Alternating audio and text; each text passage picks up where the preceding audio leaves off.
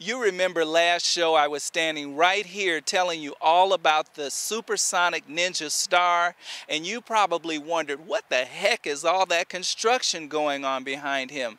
Well, it's a massive project here at the Fort Lauderdale International Airport. They have ripped out their entire runway 9 right for something really cool.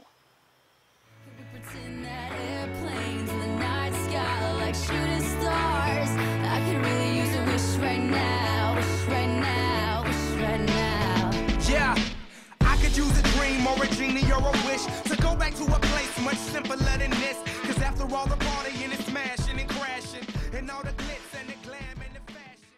Miami International carries the lion's share of passengers in and out of South Florida, but more and more passengers want to fly to Fort Lauderdale, Hollywood.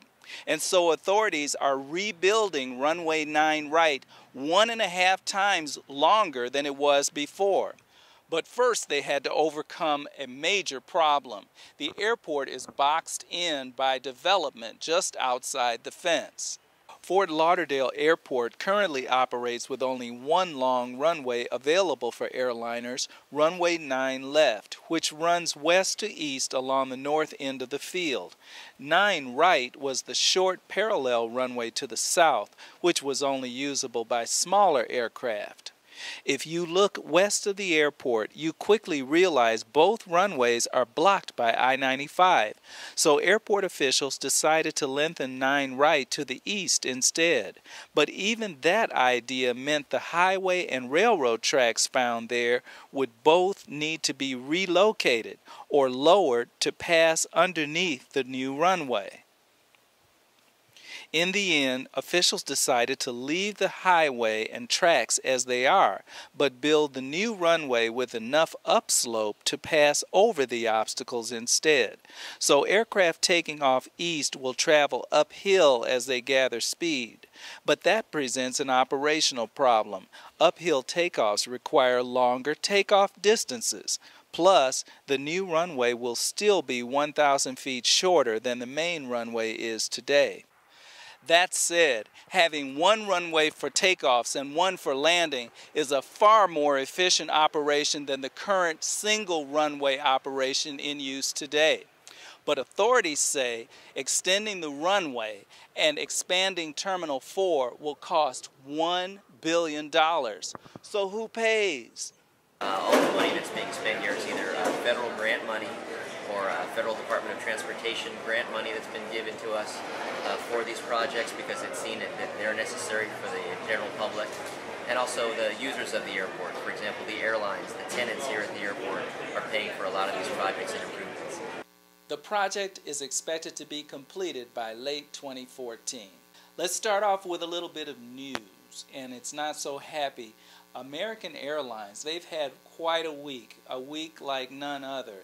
You know, this is close to my heart because I was a captain with American Airlines for many years, and I can tell you I never saw a week of such bad publicity. It began with all of the accusations that pilots were slowing down the flights. They were canceling flights because of that, and then the next thing you know, they were having this horrendous seat problem on Boeing 757s, the very aircraft that I flew.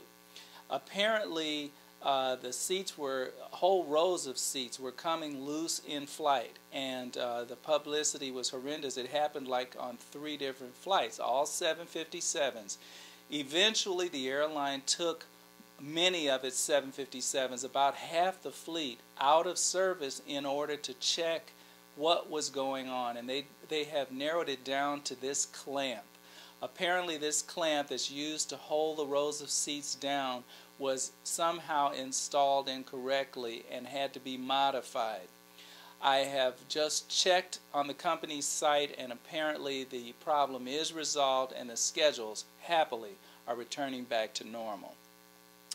An interesting story is the U.S. Navy is beginning to develop a system that will convert seawater into jet fuel. How about that? And then one more story you might be interested in. United Airlines is announcing the very first commercial flight for the Boeing 787. Dreamliner. It's a long-awaited event because the Dreamliner has been delayed for many years, and finally it's going to make its debut from Houston to Chicago on November the 4th. And now for the scary stuff. We wanted to show you this video that's been circulating around YouTube about a 727 that was deliberately crashed into the desert. They wired it up with cameras and dummies throughout in order to see just exactly what goes on in a crash of an airliner. So that's our show this week. We hope you enjoyed it, and we look forward to seeing you once again next time on the Weekend Takeoff. I came to win, to fight, to conquer, to thrive. I came to win, to survive.